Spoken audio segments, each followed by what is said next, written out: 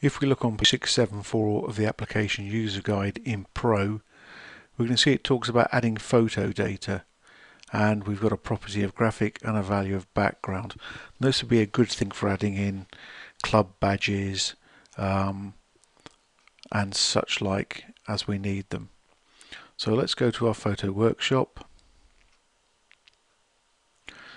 I have an image here I want to use as a background, and we need to select the properties,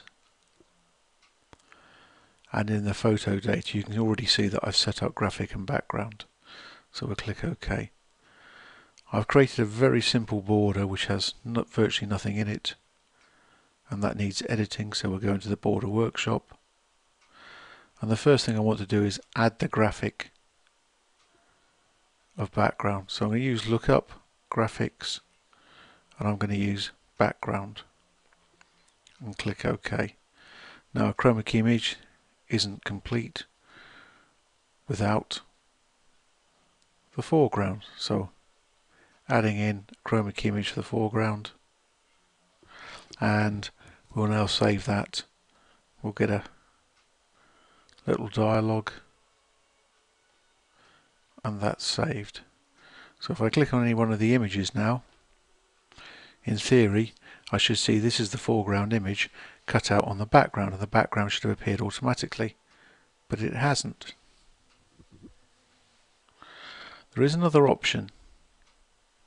If I go back to properties, change the background, and instead of using the graphic I'm going to add a value of type, and we'll still call that value background,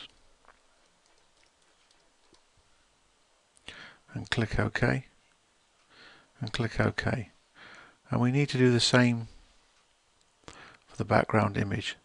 So I'm going to edit in Border Workshop, and instead of having it as type graphic, I'm going to change that to lookup. And if we go down to here to queries, we find this type here with the 3 question marks, and all that needs to happen is that needs to be changed to whatever the value is that we're looking for, and click OK. We'll now save that as the border and click OK. Yes, we're just going to overwrite it. So if I click any image, you can see it's automatically added in the background and the image is fine. So we have a problem. Using variables of graphic do not work. However, and that causes a bit of a problem.